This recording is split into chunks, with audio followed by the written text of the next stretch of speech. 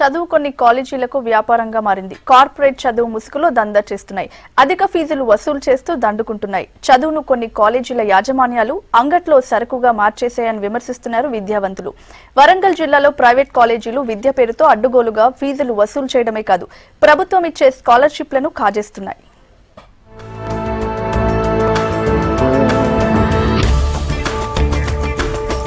వరంగల్ జిల్లాలో 195 private inter కాలేజీలు, 54 వృత్తి విద్యా కాలేజీలున్నాయి. ఈ కాలేజీ యాజమాన్యాలు ర్యాంకుల పేరుతో పరిమితికి మించి విద్యార్థులను చేర్చుకుంటున్నాయి. అడ్మిషన్ల సమయంలో మాత్రం తక్కువ ఫీజులు తీసుకుంటామని పేరెంట్స్ కు చెప్పి తీరా కాలేజీల్లో చేరాక ఆ ఫీజు ఈ ఫీజు పేరుతో డబ్బులను దండుకుంటున్నాయి.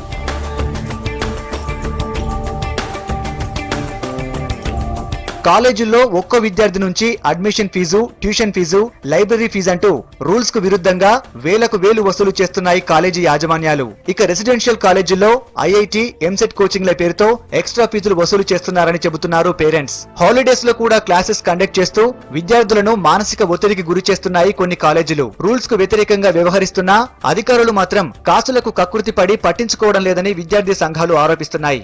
ఈ ప్రైవేట్ విద్యా సంస్థలన్నీ కూడా, ప్రైవేట్ ప్రొఫెషనల్ విద్యా సంస్థలన్నీ కూడా విద్యార్థులు ఫస్ట్ జాయినింగ్ అప్పుడు కూడా ఒక వ్యాపారంలాగా విద్యార్థులతోని చర్చలు ఒప్పందం చేసుకుని విద్యార్థులకు వచ్చే స్కాలర్షిప్లు అన్ని కూడా ప్రైవేట్ యాజమాన్యం కాజేస్తూ విద్యార్థులను చాలా అంటే ప్రతి విషయంలో కూడా విద్యార్థులను చాలా మానసికంగా ఉంది. ఫీజు విషయంలో ఫీజులే కాదు, సర్కార్ ఇచ్చే స్కాలర్షిప్లు కూడా కాలేజీ యాజమాన్యాలు వదలడం లేదు. తెలిసిన బ్యాంకుల్లోనే స్కాలర్షిప్ అకౌంట్ ఓపెన్ చేపిస్తున్నాయి. విద్యార్థుల ఏటీఎం కార్డులు దగ్గర పెట్టుకుని స్కాలర్షిప్ రాగానే డబ్బులు డ్రా చేసుకుంటున్నాయని విద్యార్థి సంఘాల నేతలు చెబుతున్నారు.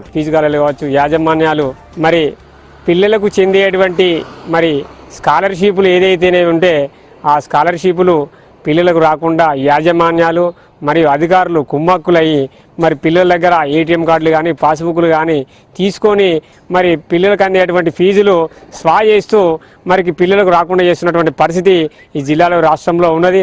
మరి ఈరోజు ప్రైవేటు కార్పొరేట్ యాజమాన్యాలు విద్యను వ్యాపారం చేస్తూ ఈరోజు పిల్లలకు వచ్చేటువంటి కనీసమైనటువంటి స్కాలర్షిప్లు కూడా ఈరోజు రాకుండా చేస్తూ ఉన్నారు. రూల్స్ కు విరుద్ధంగా యాజమాన్యాలు అధిక ఫీజులు వసూలు చేస్తున్నా అధికారులు పట్టించుకోవడం లేదనే ఆరోపణలున్నాయి.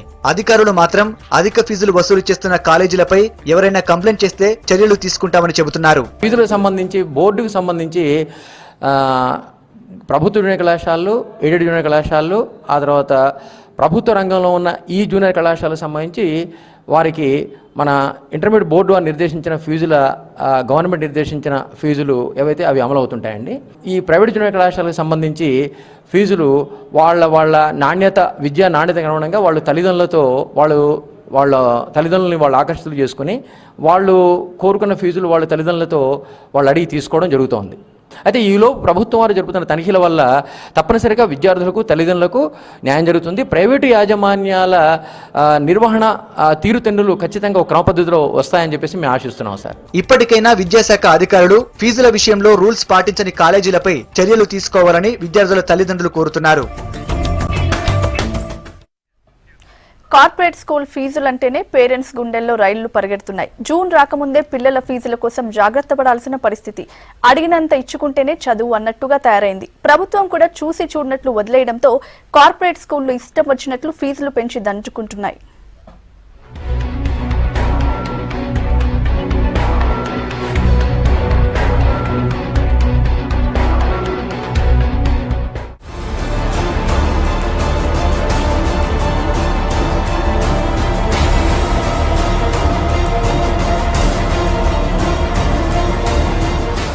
సిటీలో చాలా కార్పొరేట్ స్కూళ్లలో ఒకటే సీన్. చదువు చెప్పడం గురించి కాకుండా ఫీజుల వసూలు గురించే ఎక్కువ ఇంట్రెస్ట్ తీసుకుంటారు.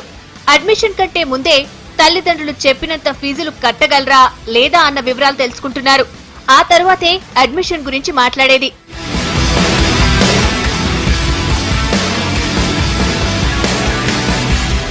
సిటీలో ఒక ఇంటర్నేషనల్ స్కూల్లో పరిస్థితి చూద్దాం. ఇది రాజేంద్రనగర్ పరిధిలో పేరులోనే ఇంటర్నేషనల్ ఉన్న స్కూల్. ఇందులోకి అడ్మిషన్ కోసం వెళ్లాలంటే సెక్యూరిటీ నుంచి రిసెప్షన్ దాకా 4 దశల్లో కుటుంబ వివరాలు తెలుసుకుని ఫీజుల గురించి చెప్తారు. ఇక్కడ 1వ క్లాస్ ఫీజు 1,95,000 రూపాయలు. దీనికి తోడు ట్రాన్స్పోర్ట్, కాషన్ డిపాజిట్, రిజిస్ట్రేషన్ కోసం మరో 20,000 కట్టాలి.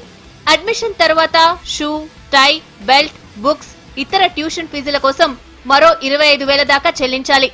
మొత్తం మీద ఒక్క చిన్నారికి 1వ క్లాస్ కోసం అయ్యే ఖర్చు 2.5 లక్షల పైనే. 2 పిల్లలున్న కుటుంబం 5 లక్షలు పెడితే గాని పేరులో ఇంటర్నేషనల్ ఉన్న ఈ స్కూల్లో చదివే అవకాశం లేదు. ఇక మిగతా క్లాసుల ఫీజులు చూద్దాం. 1 నుంచి 5వ క్లాస్ వరకు స్కూల్ ఫీజు 1,95,000. 6 నుంచి 8 వరకు ఫీజు 2,55,000. ఇక 9, 10 క్లాసులకు 2,31,000. ఇవి క్లాస్ ఫీజులు మాత్రమే. Transport, caution deposit, books, uniform లాంటి ఇతర ఖర్చులన్నీ కలిపి మరో 50,000 దాకా ఖర్చవుతుంది. దీనిపై ట్యాక్సులు కూడా తల్లిదండ్రులే కట్టుకోవాలి.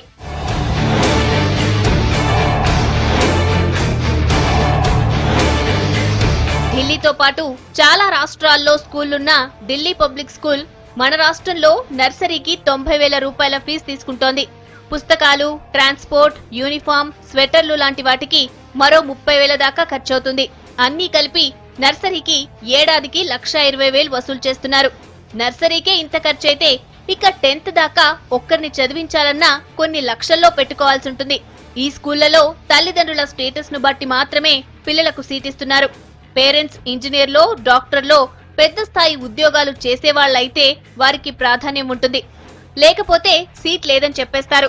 పెంచే విధానము ఒక సిస్టమ్ అంటూ లేకుండా ఎవరికి వారు వచ్చినట్లుగా పెంచేసి తల్లిదండ్రుల మీద మోయలేనటువంటి భారాన్ని వాళ్ళు పెంచుతున్నారు. ఇది అలా కాకుండా ప్రభుత్వం తరపున ఒక రిస్ట్రిక్షన్ అంటూ క్రియేట్ చేసి అందరూ అంటే పేద పిల్లలు కానివ్వండి, ఉన్నవాళ్ళు కానివ్వండి, ఎవరికి కూడా ఇబ్బంది కలగకుండా ఉండేటట్లు చేస్తే ఆ బాధ్యత గవర్నమెంట్ ప్రభుత్వం తీసుకోవాలి. ఎవ్రీ ఇయర్ కూడా ఒక సిస్టమ్ అంటూ ఉండదండి. వారు ఎంత చెప్తే అంత ఫీజుగా పలానా స్కూల్లో ఈ ఎమ్యూనిటీస్ ఉన్నాయి, పలానా స్కూల్లో ఈ ఎమ్యూనిటీస్ ఉన్నాయి కాబట్టి ఇంత ఫీజు అనేసి వాళ్ళు చెప్తున్నారు అంతే. కానీ ఎడ్యుకేషన్ సిస్టంలో మాత్రం మార్పు రావట్లే, ఫీజులో మాత్రం చాలా హైక్ వస్తుంది. సాగర్ రింగ్ రోడ్ లో ఉన్న మరో ఇంటర్నేషనల్ స్కూల్లో ట్రాన్స్పోర్ట్, అడ్మిషన్ ఫీజుతో పాటు అన్నీ కలిపి నర్సరీకి 80,000 రూపాయలు తీసుకుంటున్నారు. ప్రీ ప్రైమరీ 1, ప్రీ ప్రైమరీ 2లకు 90,000 చెల్లించాలి. ఐటీ రంగంలో పనిచేసే ఒక మహిళకు 2 పిల్లలు, 2.5 ఏళ్ల చిన్న బిడ్డను ఒక కార్పొరేట్ ప్లే స్కూల్లో చేరిస్తే అడ్మిషన్ కే 66,000 తీసుకున్నారు. దీనికి తోడు ఈ వయసుకే ట్యాబ్ కూడా ఉండాలంటూ మరో 7,000 వసూలు చేశారు. మెయింటెనెన్స్ కు 3,000, రిజిస్ట్రేషన్ కు 9,000 అదనం. అన్నీ కలిపి ప్లే స్కూల్ స్థాయిలోనే 85,000 రూపాయలు ఖర్చయింది. మళ్లీ ఏడాదిలోనే ఏకంగా 20% ఫీజులు పెంచేశారు.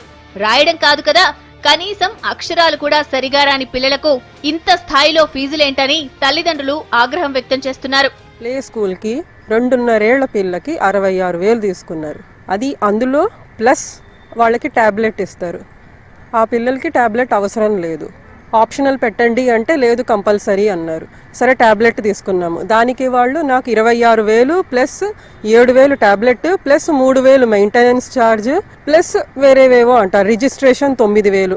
సో 66 ప్లస్ 10 ప్లస్ 9, ఇది నా ఒక పిల్ల ఖర్చు. 2.5 ఏళ్ళు ప్రీ స్కూల్. నెక్స్ట్ ఇయర్ అదే పిల్లకి 82 చేశారు, అంటే 20% పెంచేశారు. వాళ్ళు ఏం అప్గ్రేడ్ చేశారు అంటే ఏమీ లేదు. ఆ పిల్లకి అదే ఇన్ఫ్రాస్ట్రక్చర్, అదే సిలబస్, ఎందుకంటే వాళ్ళకి రైమ్స్ తప్ప ఇంకేం ఉండవు, రాయడం కూడా రాదు వాళ్ళకి. ఆమె పెద్ద బిడ్డకు 9 ఏళ్లు.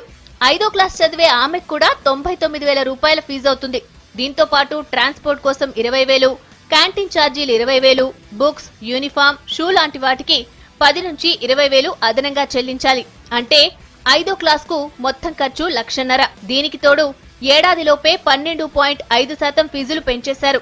మెసేజ్ వచ్చే వరకు పెంపు విషయం కూడా పేరెంట్స్ కు తెలీదు. అలా మైండ్లో సెట్ అయిపోయింది. ఎవ్రీ ఇయర్ వాళ్ళు అంటారు, ఎస్ఎంఎస్లు పంపిస్తారు, మీ చలాన్ మీరు కలెక్ట్ చేసుకోండి అంటే మా మైండ్లో సెట్ అయిపోయింది. ఓహో వీళ్ళ చలాన్ వచ్చేసింది, పలానా ఇంక్రీజ్ ఉంటుంది అని సెట్ అయిపోయింది. అది ఎవ్రీ ఇయర్ చూస్తున్నాం. ఇంకా మా వల్ల కావట్లేదని ఈ రోజు ఈ స్టేజ్కి వచ్చాము.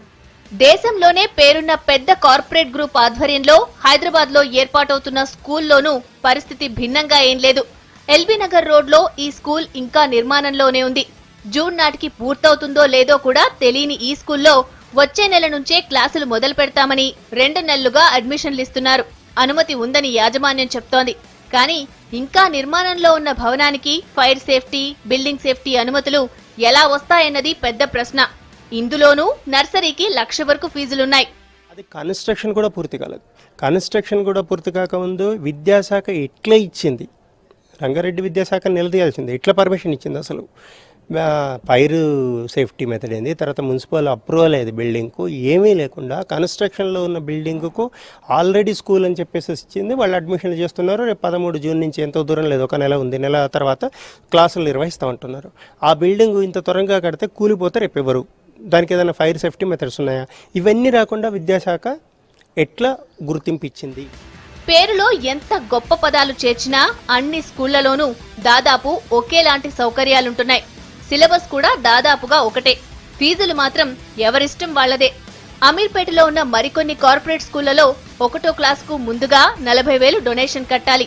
Tuition fee 36,000. ట్రాన్స్పోర్ట్ కు దూరాన్ని బట్టి 10 నుంచి 15,000 వసూలు చేస్తున్నారు. ఎక్స్ట్రా కరిక్యులర్ కార్యక్రమాల పేరుతో పాటలు, డాన్స్ లాంటివి నేర్పిస్తామని నెలకు 500 నుంచి 1000 దాకా తీసుకుంటున్నారు. బుక్స్, యూనిఫామ్, షూస్ లాంటి వాటికి 10,000 అదనం. ఇలా 1వ క్లాస్కే 75,000 నుంచి 1,00,000 దాకా ఖర్చవుతుంది. కార్పొరేట్ కు తోడు చారిటబుల్ ట్రస్ట్ల పేరుతో నడిచే పబ్లిక్ స్కూళ్లు, మిషనరీ స్కూళ్లలోనూ భారీగా ఫీజులుంటున్నాయి. చదువుతో బిజినెస్ చేస్తూ వీళ్లు చేసే చారిటీ ఏంటో ఎవ్వరికీ అర్థం కాదు. ఈ మధ్య కాలంలో తల్లిదండ్రుల నిరసనలతో 12 ఇంటర్నేషనల్ స్కూళ్లకు ఫీజులపై విద్యాశాఖ నోటీసులు పంపించింది. ఆ తరువాత అలాగే చేతులు దులుపుకుంది గాని చర్యలు తీసుకున్న దాఖలాల్లేవు. దీంతో ఎప్పట్లాగే అన్ని కార్పొరేట్, ప్రైవేట్ స్కూళ్లలో ఫీజులు మరింత పెరగడం తప్ప ఒరిగిందేం లేదు. నోటీసుల పేరుతో టైంపాస్ చేయటం తప్ప కఠినంగా చర్యలు తీసుకునేంత పరిస్థితి విద్యాశాఖలో కనిపించడం లేదు. తనిఖీల పేరుతో చేసే హడావిడి ఫీజులను కంట్రోల్ చేయడంలో చూపించడం లేదు. ఒక మోస్తరు ప్రైవేట్ స్కూళ్లలో వారి స్థాయిలో ఫీజులు పెంచుతుంటే పెద్ద స్కూళ్లలో పెద్ద స్థాయిలోనే బాధేస్తున్నారు. గట్టిగా మాట్లాడాలంటే తల్లిదండ్రులకు భయం, అడిగే ధైర్యం మన విద్యాశాఖకు లేదు.